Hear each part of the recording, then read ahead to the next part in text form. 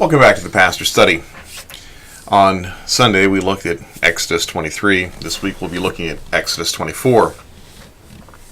We have moved through much of the information about the community that God is creating in Israel, the things that are valued. And outside of the Ten Commandments, which we're all familiar with, there was a heavy emphasis on justice. Justice being defined not in the sense of punishment or retribution, but in restoration, in making restitution to those who have been wronged. So it wasn't about punishing the offender, but about making things right for the one who was the victim. Now, it's not all that way, but you see this theme throughout the story of Exodus in dealing with the law.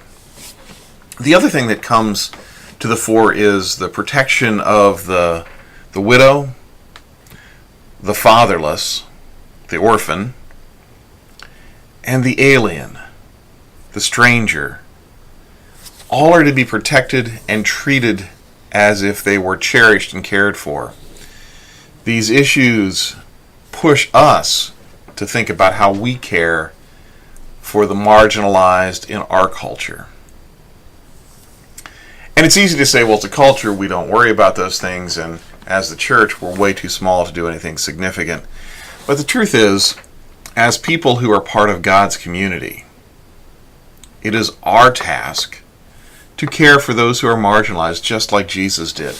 And this is one of those things, this is not about salvation. We sometimes get that confused. This is not soteriology. This is about following the example of Jesus.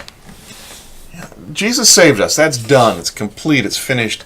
And now how do we live as those who have been redeemed?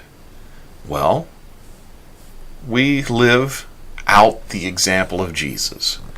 So who did Jesus spend time with? Well, the marginalized, those who were pushed to the edges of culture, those who were ignored, those who were mistreated. These are the ones that you and I are to, in a similar fashion, care for, love, and protect. Now, I realize that our culture has set in place a social safety net.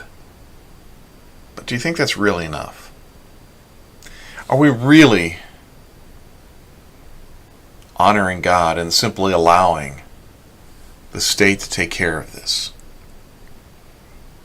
And if you're like me, at some point you think, we need to do this differently and better. What is the church about? We could say it's about saving souls. And that puts the focus on otherworldly issues. And Jesus clearly talked about the kingdom of God. But in the everyday living, he cared for people who were broken and hurt. He loved those who were unlovable and pushed to the edge of culture and were left alone and abandoned. And he cared for them. He touched the leper. He spoke to the outcast. He went to the home of the tax collector. He healed the sick and the lame.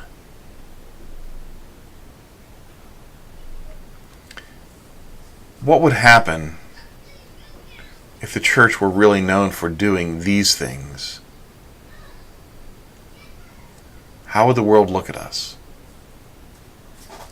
As you move through the week, ask that question. Pray about it. I'll see you on Sunday.